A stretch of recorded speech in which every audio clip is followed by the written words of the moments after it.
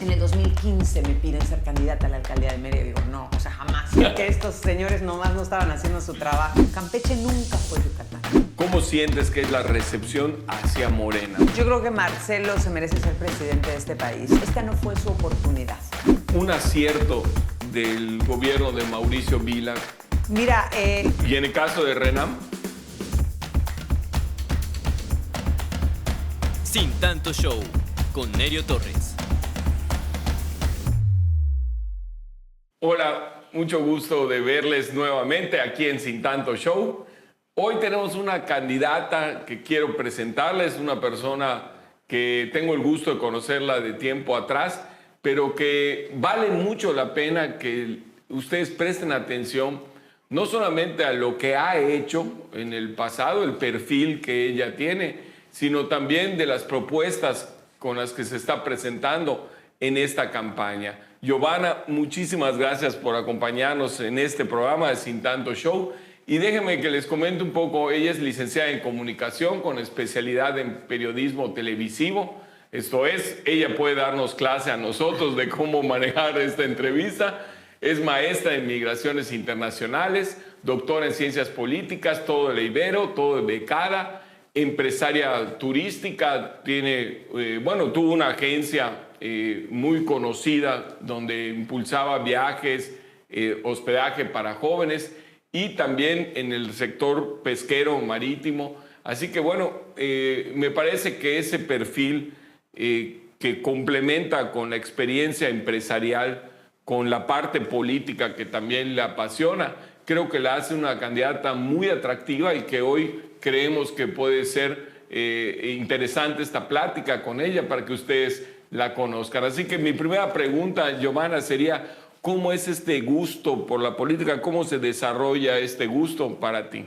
muchas gracias, Nerio. Gracias por recibirme aquí Sin Tanto Show. Estamos aquí en tu sala. Y pues mira, la política para mí a los 10 años. Yo recuerdo que cuando estaba en la escuela hubo en Argentina esta guerra de las Malvinas por quién tenía la propiedad, Inglaterra o Argentina, y la maestra nos dejó hacer como un noticiero. Y yo presenté eso y me acuerdo que la maestra no supo, ¿y Argentina casi qué es? O sea, a mí me llamó mucho la atención que pues yo con 10 años y empezaba a ver noticias. ¿Y por qué elijo esto? Porque yo leía Mafalda. Y era una gran apasionada y Mafalda empieza a involucrar todo este tema de qué tanto te afecta en tu vida cotidiana la política, ¿no? O sea, desde no me quiero comer la sopa, que tiene connotaciones políticas también, del por qué me como una sopa si no quiero. Y ahí empiezo yo a encontrar como que eso es lo que yo quería, porque yo desde muy chica tenía como bastantes claras algunas cosas en la vida y dentro de ellas yo sabía que yo tenía que ir a la escuela y que tenía que trabajar. Me acuerdo que cuando entré a la secundaria me pusieron en el taller de bordado y tejido y yo armé una revolución porque ya no habían espacios en taquimecanografía y yo iba a ser periodista. Yo tuve que llevar a mi papá para que revirtieran eso y yo no sé si alguien lo sacaron porque en esa época era tu mesabanco, ¿no? Ajá, sí. Y yo estaba clarísima a los 12 años, a los 10, a los 12 años de que este era el camino que yo quería. Porque el tema de la injusticia a mí siempre me causó muchísimo conflicto, desde niña. Y pues ahí yo decidí que eso era lo que quería hacer. Y fíjate que el periodismo que yo quería no era un periodismo de espectáculos, de sociales. No, yo tenía clarísimo que era un tema de justicia social.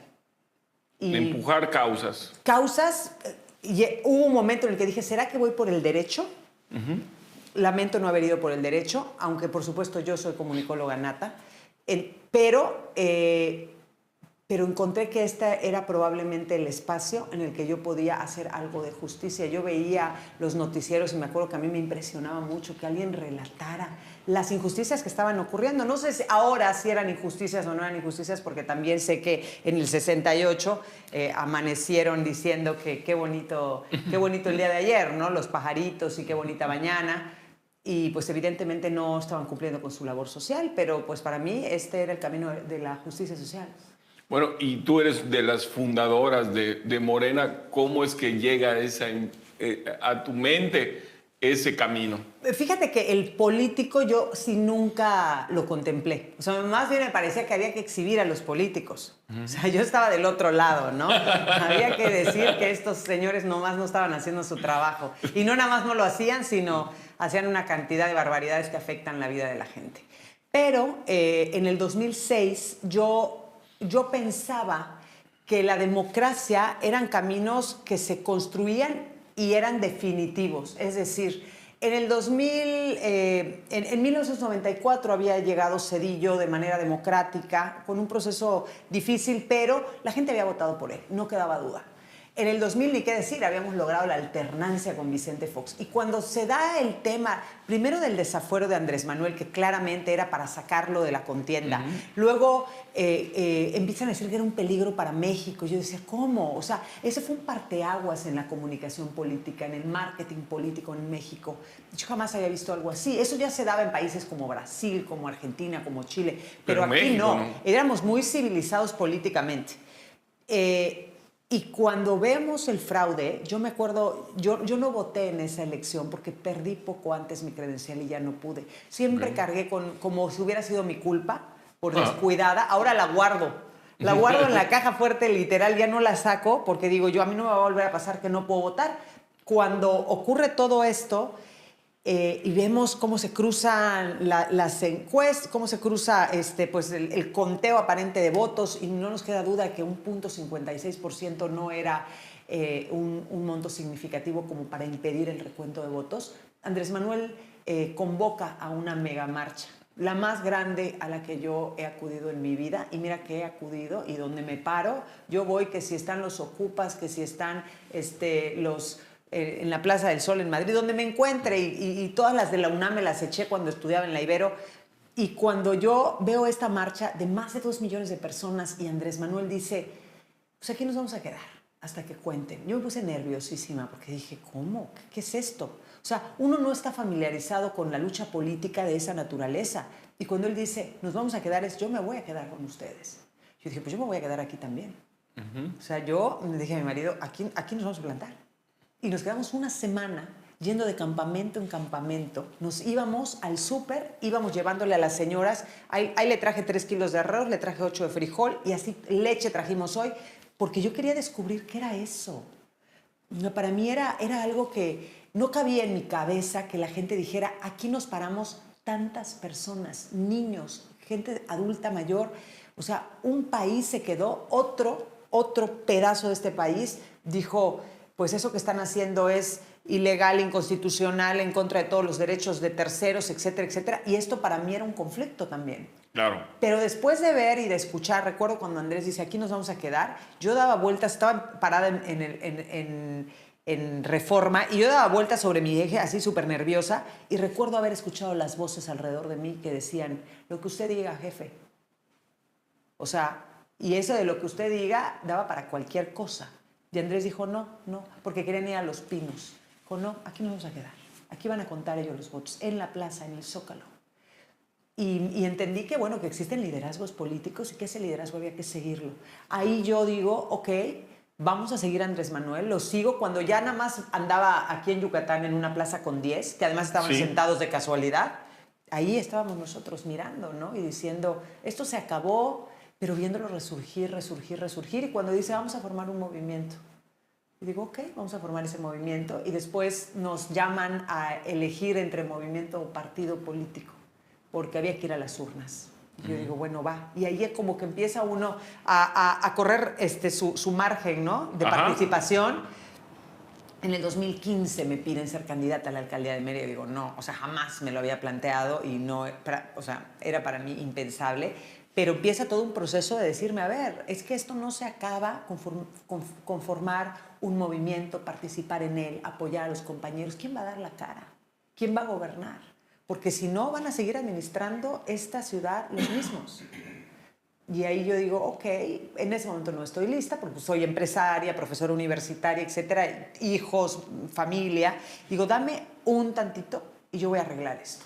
Y ahí yo decido, rento mis negocios, los vendo, acomodo, crezco hijos, me voy a estudiar otra vez a la Ibero, ciencias políticas, porque digo, yo tengo que participar informadamente. porque yo no entendía mucho de qué estábamos hablando. O sea, de verdad, no. O sea, te preparaste para entrar. Tú me decías, ¿qué es democracia? Y yo decía, pues esto en lo que estamos todos, ¿no? O sea, no, yo quería saber bien. O sea, que no vaya a ser que me tomen la lección y yo no sepa de qué están hablando. Y acabé encontrando mis propios términos y mis propias definiciones muy, muy aterrizadas, ¿no? De qué estamos haciendo aquí y por qué hay que participar. Y aquí estoy.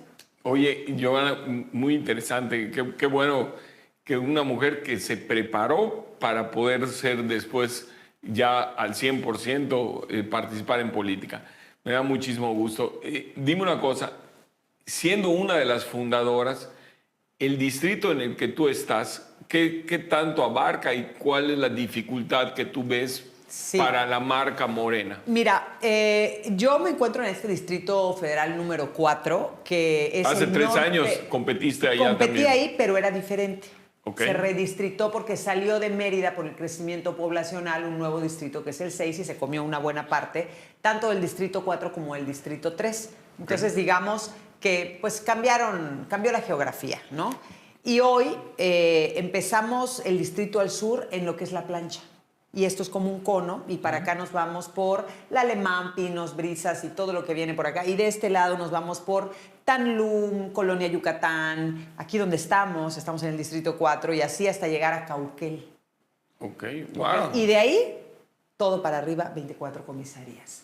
Yo digo que este distrito es el distrito más desigual de Yucatán, porque en este distrito convive la opulencia económica con una pobreza que a veces puede rayar un poquito en lo atroz. Atroz se llama la pobreza cuando la gente no puede tener sus 3 alimentos. Y aquí hay gente que no los tiene, que no los ha tenido históricamente y que hoy todavía la pasan muy difícil. Muchas mujeres que son jefas de familia, que hoy todavía no reciben apoyos, pero que nuestro movimiento está trabajando para ello, la doctora Claudia Sheinbaum, todavía hay gente pasándola difícil. Y al lado pues tienen residencias en las cuales pues no hay ningún pendiente, ¿no? Claro. Yo digo que tenemos que concientizarnos de que estas diferencias, que además se asientan en la puerta de sus casas, porque estas comisarías, que son pueblos originarios mayas, estas comisarías tienen la reserva territorial o tenían la reserva territorial, muchos de ellos ya la han perdido. Entonces el conflicto social que se puede generar con varios factores: 1, gente viniendo de fuera; 2, gente sentándose en la puerta de tu casa; 3, a ti no te cambiaron ni la acera, se sigue anegando, sigue sin iluminación, los parques no están mejores, no hay mercado en tu comunidad y el transporte público pasa una vez al día si te va bien.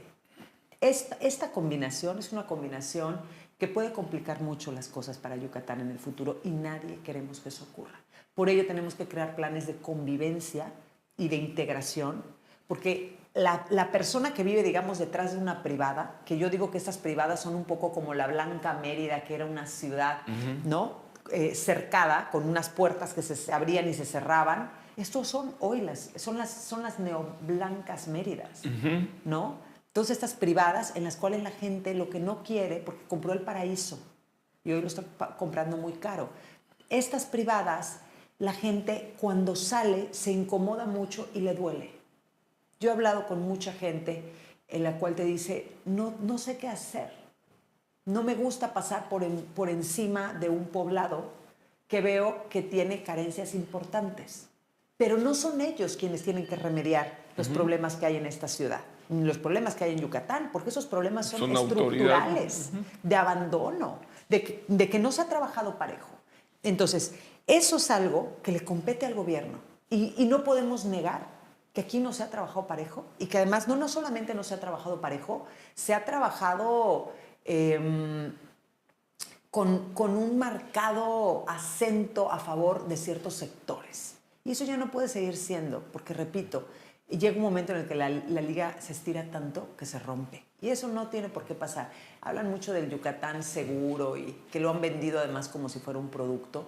Ese Yucatán seguro puede dejar de serlo. Y yo creo que nadie quiere. Y no va a ser porque la policía tenga menos arcos o no le den patrullas nuevas o no tengan cámaras. No, ese no va a ser el conflicto en Yucatán. El conflicto va a ser social. Y eso no lo podemos permitir. De la desigualdad. Ahorita vamos a seguir platicando con Giovanna Campos. Quédense con nosotros en Sin Tanto Show.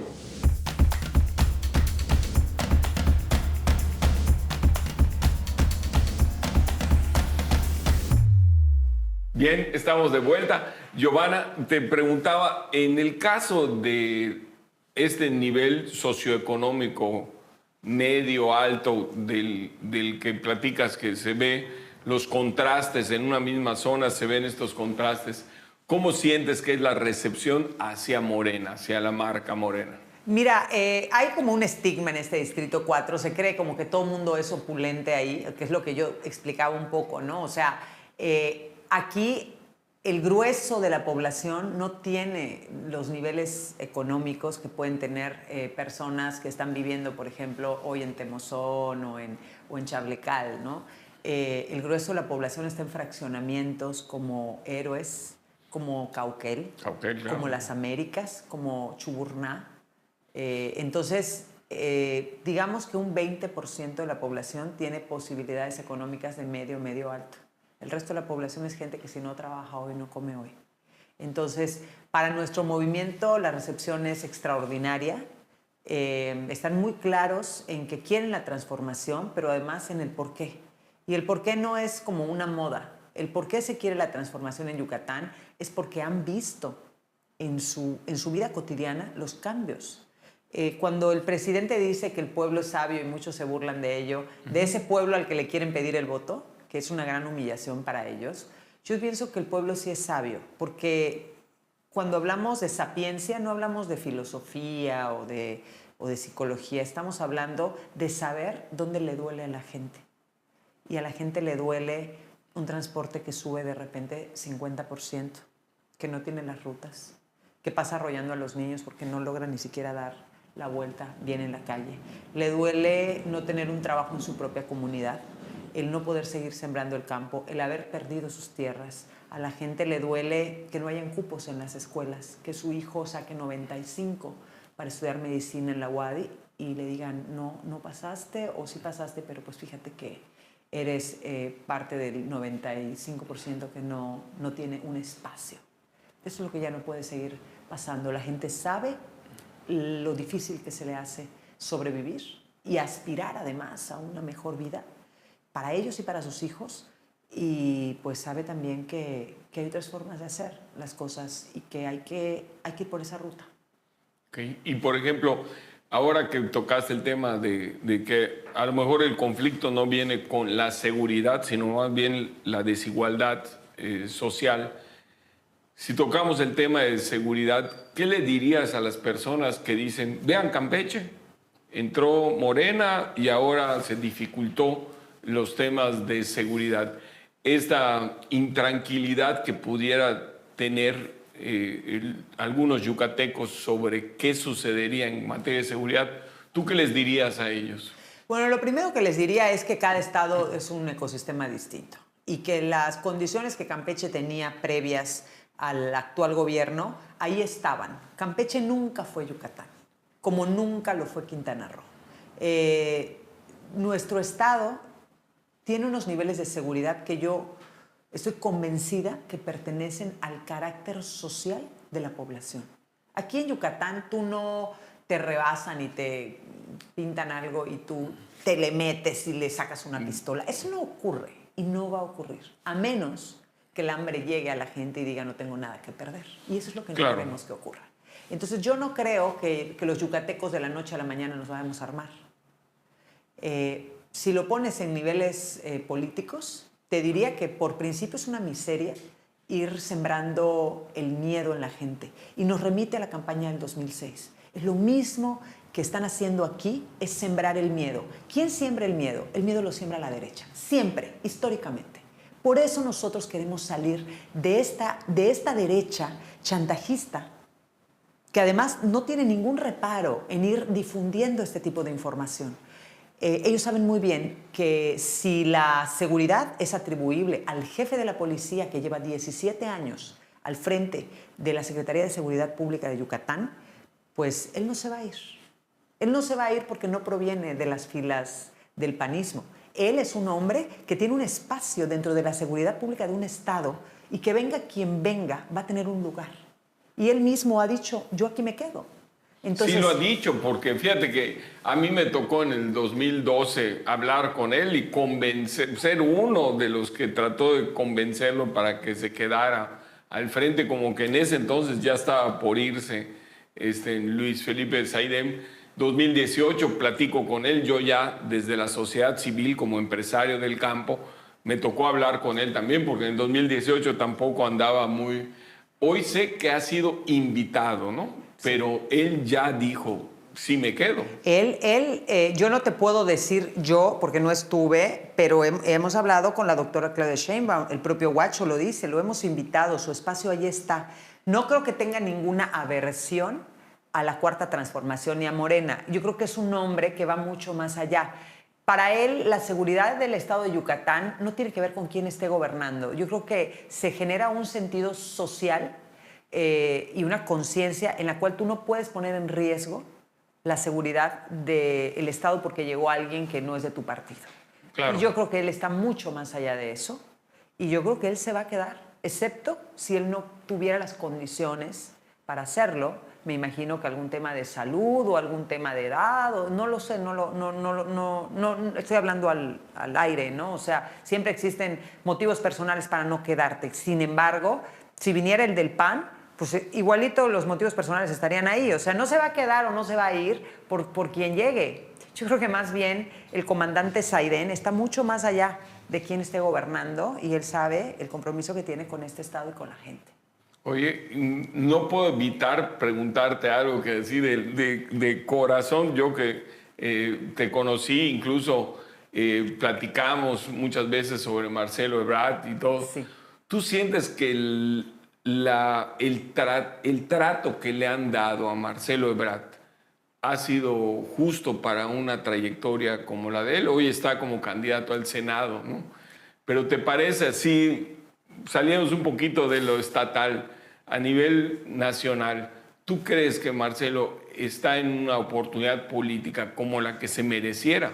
Yo creo que Marcelo se merece ser presidente de este país y lo digo no solamente porque por el afecto y la admiración que le tengo, lo digo porque estoy convencida de que es un hombre que le haría mucho bien a México. Esta no fue su oportunidad. Esta fue la oportunidad de la doctora Claudia Sheinbaum. Ahí están los resultados de la encuesta y Marcelo mismo ha dicho que él lo va a buscar de nuevo y espero acompañarlo en esa búsqueda. Por cierto, la próxima semana, esta semana debemos tenerlo aquí en Yucatán, apoyando a Guacho, apoyándome a mí. Vamos a apoyar estas campañas, ¿no? Yo creo que un hombre como él que se suma a este movimiento es porque está muy convencido de su papel. Es un poco lo que hablábamos ahorita sobre el comandante Saidem, ¿no? Yo creo que algunos servidores públicos llegan a unos niveles en los cuales los rebasa a ellos como actores políticos, los rebasa la misión que tienen y el papel que tienen que jugar para el bienestar de la gente. Yo creo que Marcelo es uno de ellos. Y digo, hoy no le tocó, pero vamos a trabajar para que le toque, porque creo que sería muy afortunado para nuestro país. Sí, tengo esa sensación, ¿no? De que es un cuate que no polariza a la sociedad, que se ha llevado muy bien con gente que piense diferente. Es un pragmático, sí. Pero no es un pragmático por acomodarse, porque Marcelo nunca ha sido de acomodarse y creo que ese es uno de los temas que él no llegó inmediatamente a decir, bueno, aquí me monto en este escalón, ¿no? O sea, pues ya déjame. No, él toma su tiempo y su trayectoria así lo indica, él toma sus tiempos. Ha habido momentos en los cuales ha dejado el servicio público 1 año, 2 años para dedicarse a otras cosas, a su familia.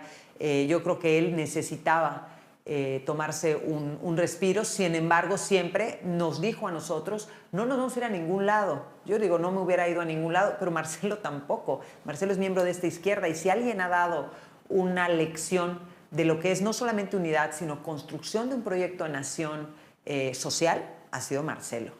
Marcelo jamás ha traicionado, jamás. Eso es lo que te iba a decir, que hay gente que incluso cuenta la leyenda que en el 2018, en algunos sondeos internos que se hicieron, Marcelo representaba mayor rentabilidad que el propio Andrés Manuel, cuenta la leyenda. y que sin embargo, con tal de no romper, con tal de hacer un acuerdo político con el hoy presidente de la República, él de alguna forma se baja de esa contienda para dar paso. Por eso, de alguna forma, ahora que da esta sensación de que, ok, tú no fuiste porque hay más rentabilidad de otra candidata, pero también hubieron denuncias de cómo se dio la candidatura de Claudia Sheinbaum, cómo se dio de la mano de un aparato que él mismo señaló y dijo, oye, el piso no está parejo. Así es, sí, el piso no estuvo parejo y el propio movimiento Morena reconoce que no estuvo parejo, que hubo algunos agentes que metieron ahí algunas acciones que no eran correctas. Se reconoce, se habla, Marcelo es conciliador. Y Marcelo, en efecto, ha sido presidenciable en 2012, fue presidenciable en el 2024. ¿Yo qué creo que ocurrió? Yo creo que la figura de una mujer como la primera presidenta de México ha sido una gran esperanza para la gente. Y lo digo porque cuando yo voy hablando con las personas y voy mencionando a los candidatos, porque yo voy pidiendo este plan C, 6 de 6, todo para Morena, Verde y Partido del Trabajo, la gente, cuando yo digo Claudia Sheinbaum, se les ilumina el rostro. O sea, hay gente que de repente le dice, sí, porque nuestro movimiento y te está viendo. Le digo, y Claudia va a ser tu presidenta, no te va a fallar. Y hacen así y dicen, yo voy a votar por ella. Percibe la reacción. Y te voy a decir una cosa, te conmueves, porque ves en el fondo de sus miradas que dicen, ya viene una mujer como yo. Bueno, Katia Bolio también vivió eso, ¿no? Porque habló de Claudia Sheinbaum. Es que ella lo sabe, ella lo sabe. Se le fue. Pero, oye, y dime una cosa. En esta, tú siempre has sido una persona que de verdad pone la mente en sus comentarios y que eres autocrítica también. Si dijéramos, ahorita que hablábamos de Andrés Manuel, si dijéramos de un saldo pendiente, de una propuesta no cumplida, una crítica constructiva que tú puedas observar, ¿qué dirías tú? Hoy aquí... Yo pienso que hay dos deudas en este país. Una es seguridad y la otra es salud. Entiendo porque he visto lo difícil que se ha hecho el camino. Creo que no es cosa de un sexenio. Yo recuerdo que antes de que Andrés Manuel ganara y alguien me preguntaba, ¿y tú crees que este país se va a pacificar? Y yo le decía, no, estas son cosas que rebasan las acciones públicas. Dicen por ahí que cuando una guerra se desata, sabes la fecha de inicio de esa guerra, pero nunca sabes cuándo va a terminar. Y Velo ahorita con Rusia y con... Y podemos ver a Colombia, por ejemplo, que se les desata una guerra con el asesinato de su candidato hace más de 50 años. Ya se le dio incluso al presidente anterior el Premio Nobel de la Paz. Firmaron ahí la guerrilla y el narco y todo el mundo firmó la paz. Y es un país que no tiene paz. O sea, son guerras encubiertas. Lo mismo pasa con México. Andrés Manuel dice, la guerra se acabó. ¿Por qué Andrés Manuel dice la guerra se acabó? Porque las guerras tienen mucho que ver con las instrucciones de sus dirigentes. Es decir, nosotros ya no vamos a seguir la misma estrategia de acosar, ¿no? Vamos a tomar una estrategia distinta, que es una estrategia de más largo plazo, y lo ha dicho. Y lo sabemos que así es. O sea, digo, existen los estudios suficientes como para saber qué pasa en una guerra. O sea, llevamos una historia de guerras en la humanidad. Entonces, esto que se hizo en el 2006 con Calderón es algo que es un daño para este país, que es irreparable, número uno, por número de vidas. Pero además la guerra siempre trae aparejados otro tipo de delitos. En México, los delitos de secuestro, de trata, los que gustes. La prostitución infantil, por decir uno que nos toca a todos, ¿no? Eso... Es un país complicado, tenemos una realidad geográfica complicada, estamos al lado del mayor mercado, no nada más de drogas, sino de un montón de otras conductas antisociales, como las llama el presidente, y yo no veo que el tema de la paz en México lo vayamos a lograr de manera plena en el corto plazo. Sin embargo, no vamos a dejar el país votado por ello, ¿no? Y el tema de la salud, bueno, también hay toda una historia, pero creo que vamos por muy buen camino porque se han desarmado muchos de los agentes que estaban impidiendo que la salud fuese un servicio democrático para todos. Ahora que llegue Guacho va a firmar el IMSS Bienestar y vamos a hacer todo lo que esté de nuestra parte para que la salud sea una realidad para el pueblo yucateco, que sufre mucho al respecto. Sí, yo creo que la parte de la buena voluntad de decir, óyeme, yo quiero que nuestro sistema de salud se compare a Dinamarca y que yo acabo con la delincuencia al día siguiente. Y, o sea, pienso, voy a bajar la gasolina. En fin, yo creo que la voluntad ahí está. El problema es que cuando no se matiza decir, haré todo de mi parte, porque bueno, si cae una pandemia, evidentemente sí, te vas para atrás, desde ¿no? luego. Yo creo que esa parte es la que en un tal vez exceso de confianza o de seguridad, de decir, esto lo voy a lograr, cuando viene el corte de caja y decir, oye, ¿se logró o no se logró? Pues no se logró. Eso puede ser el tema que a discusión, que le echan ¿no? en cara, ¿no? Porque, a ver, Andrés Manuel ha hecho todo lo que prometió. Hay quienes dicen, me decepcionó. ¿Sabías, conocías su plan de nación? No. Ah, entonces... O sea, los que sí lo conocíamos y lo empujamos durante 3 sexenios, sabíamos muy bien que a lo que iba era esto. Decepciona a quien no sabe qué esperar. Pero sabemos que todos hacen unas promesas que yo quiero pensar que está en su mejor ánimo cumplir. Yo no veo que un gobernante sea un cínico que claro, venga nomás. Sí, yo creo que hay muchos factores que impiden que lo logres. Muchos factores. Entonces, seas del partido que seas, yo no creo que ninguno es un malviviente. Habrá alguno por ahí que nomás vino a robar. Pero la mayoría también tiene un sentido social adentro. Y hay factores por los que te impiden lograrlo. Entonces, si no nos vamos a poner con esas, pues les podemos sacar que si Peña Nieto firmó que eran 100 ante notario, ¿cuántos cumplió? Y yo no veo campañas echándole en cara nada. Más bien diciendo, ay, Peña Nieto, esos que dicen, no logró Andrés Manuel esto, hacen campañas pagadas en las cuales van diciendo, no lograste.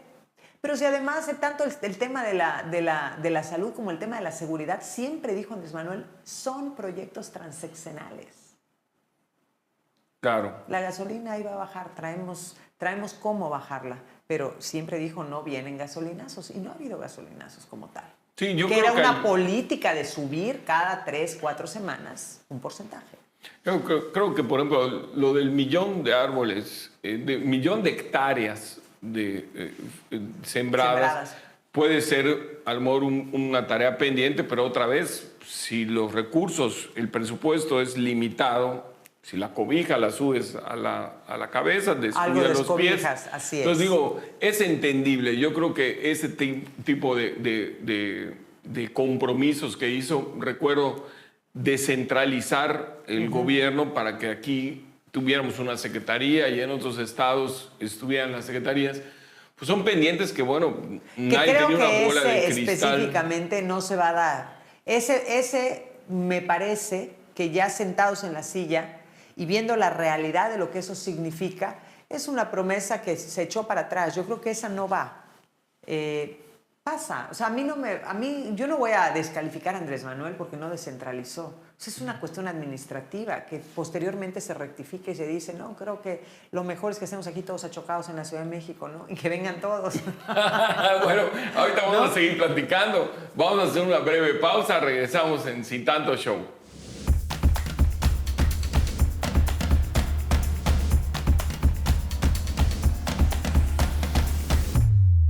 Muchas gracias por estar con nosotros en Sin Tanto Show.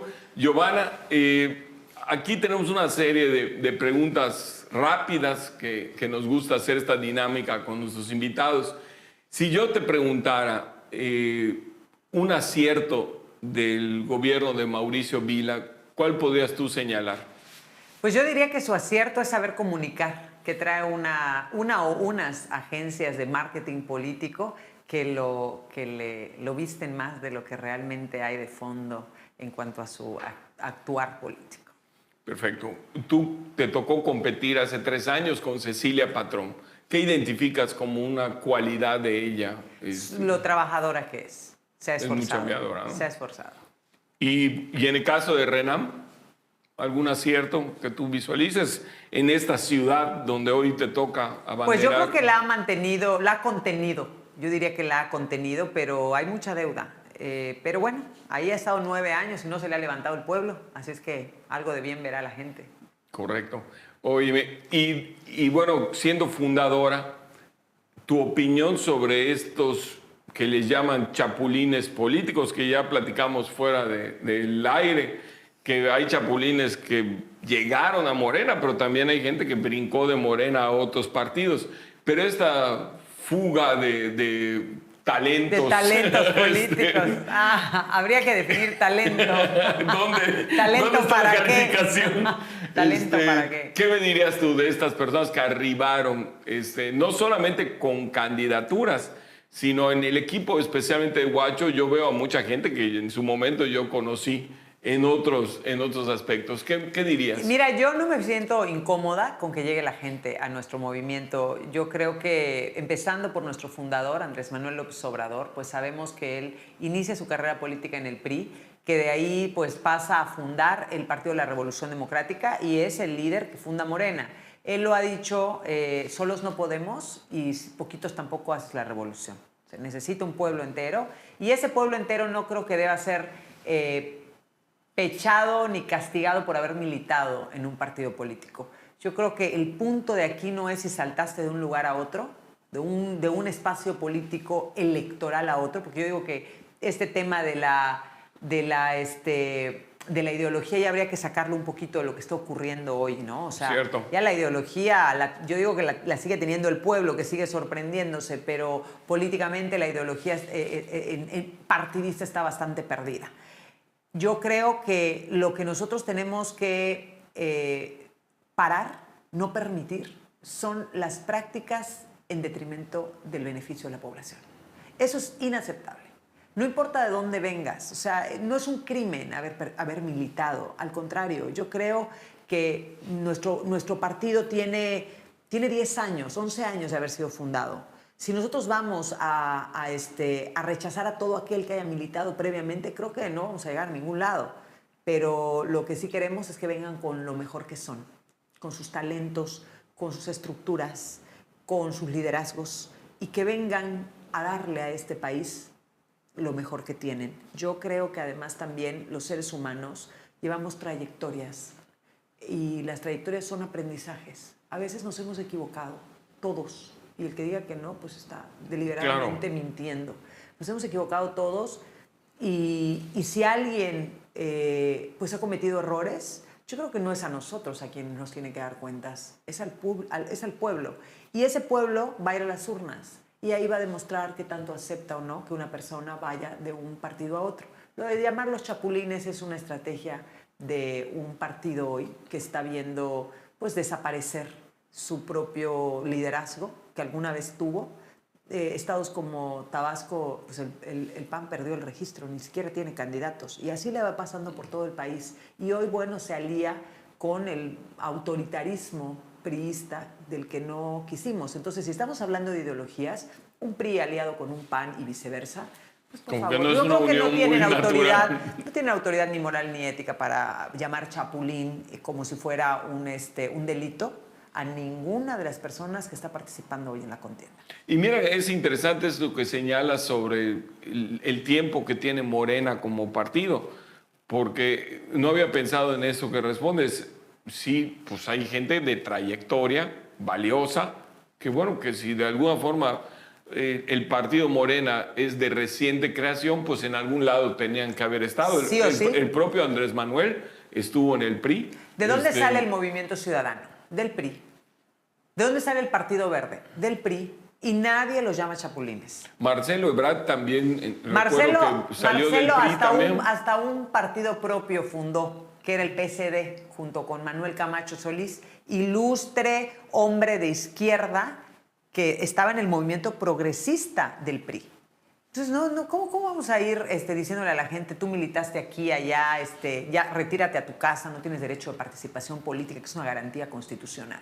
Entonces, yo creo que es un argumento que no se sostiene solo, es débil Yo lo que no quisiera es que la gente que le ha robado a este país, que los que han sido artífices de los moches en obras públicas de baja calidad, sean aceptados. Sean los que Oíme, estén gobernando. y por ejemplo, Manuel Bartlett no es una persona que cumple ese perfil que Yo dices. creo que Manuel Bartlett tiene que darle cuentas a la sociedad, lo cual no significa que lo que él ha hecho en la Comisión Federal de Electricidad no haya sido ilustre. Yo también creo que Manuel Bartlett, hoy día, a estas alturas de su vida, debe estarle dando lo mejor que tiene y es, porque un aprendizaje y su inteligencia, desde luego, ahí están, a este país. Ojalá Carlos Salinas de Gortari le diera lo mejor de su talento político y de su inteligencia a este país. El problema no es ese. El problema es que esta gente quiere seguir la misma ruta y es la que ya no podemos permitir. Oye, y hablando de estas personas que salieron de un partido para involucrarse con Morena, Verónica Camino es una persona que también recién llegó a Morena. Y noté en un principio como que estaba ausente en el primer mes de la campaña, ella siendo candidata al Senado. Entiendo que los dos que compitieron por el PRI hace 6 años, hoy de manera inversa, pero son los dos mismos candidatos que hoy tiene Morena. Sí. Y sentí un poquito ausente de la campaña a Verónica. Y cuando aparece haciendo pues a nombre de Guacho, una afirmación de que va a desaparecer el vaivén. Luego como que se da una rueda de prensa para clarificar y Guacho sale y dice, oye, no, yo no he dicho que va a desaparecer el vaivén, hay que mejorarlo y todo, pero no, como que hacen esa rueda de prensa para clarificar el asunto y sale medio trastocada esa rueda de prensa. De repente digo, chíjole, no me ayudes, comadre. ¿Tú sientes que haya una falta de coordinación primero entre los candidatos Verónica y Jorge Carlos Ramírez, que no los veo juntos, como sí veo a la alianza de Rolando con Katia, como que los veo más coordinados? ¿Tú sientes que entre ellos, entre Jorge Carlos y Verónica, puede haber alguna diferencia que no los permita estar caminando juntos y a su vez que pueda afectar a la campaña de Morena? Yo no creo que la relación personal que puedan hipotéticamente tener afecte en nada. Más bien yo los veo a los dos bastante fuertes. De hecho, este domingo cuando fue el arranque de campaña de Rommel, pues las porras por ambos eran bastante buenas. Yo te tengo que decir que yo caminé con Verónica en el 2021. Es una mujer con un profesionalismo político y una escuela política, pues creció en ello, ¿no? Bastante importante. Y ni qué decir de Jorge Carlos Ramírez Marín. O sea, Jorge Carlos nos saca la vuelta a todos. Esa es una realidad. Es un hombre con un oficio, pero debo decirte, no porque esté aquí, que la gente lo quiere. O sea, yo camino las colonias y hablo a nombre de él y eso, o lo tengo junto a mí y conoce a todos lo conocen, pero lo conoce el pueblo, no nada más los líderes, no. Todos traen una historia con el senador. Pues ellos llegan, no sé cuál sea su coordinación. Ellos, pues los dos son senadores, van y vienen. Ahí sí te la debo, porque no tengo la más remota idea. Si uno camina, el otro no. Yo sé que Verónica, pues ante el hecho de que ambos son senadores en activo, eso creo que... Yo en lo personal considero que uno debe tener las manos libres para entregárselas a la campaña. Lo considero en lo personal. Cada uno de los que tiene hoy un cargo o un encargo, pues toma sus propias decisiones, ¿no? Pero yo creo que ellos, ante el hecho de que tienen que cubrir con un encargo en el Senado, que pues también entiendo perfectamente bien su importancia, pues no logro verlos juntos o separados, o yo los veo cuando aparecen. Entonces no puedo hablar de que exista ningún tipo de... Sí, tú decías que de repente es mejor ya no estar en un cargo para poder ser postulado y estar en campaña en el que estás buscando. Me parece y coincido contigo de que es lo mejor.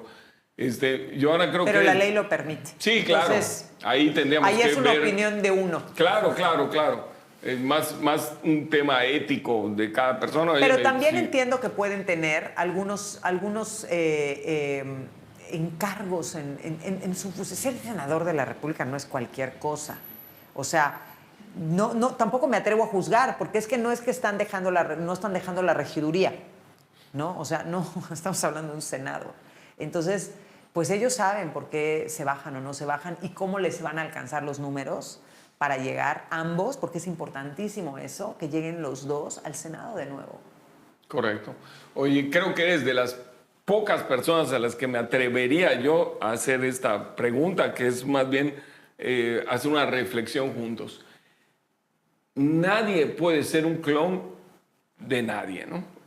Y muchas veces a Claudia Sheinbaum la vinculan como diciendo, oye, es la continuidad lineal de Andrés Manuel.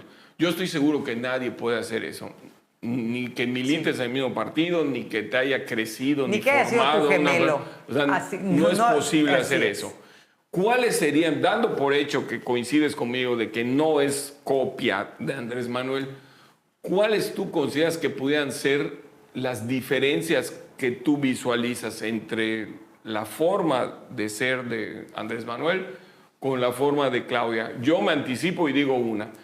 Me acuerdo perfectamente que mientras Andrés Manuel decía, no es necesario cubrebocas, y salía en sus mañaneras en pleno crisis de la pandemia, sin su cubrebocas, recuerdo perfectamente ver a Claudia Sheinbaum en una mañanera junto al presidente con su cubrebocas. Y según cuenta la leyenda, le dijeron 2 o 3 veces, quítese el cubrebocas, dijo, no. Otra que veo es la de Omar Harfuch, porque tengo información de que el presidente como que no simpatizaba con Omar Harfuch y Claudia Sheinbaum dijo, Omar se queda.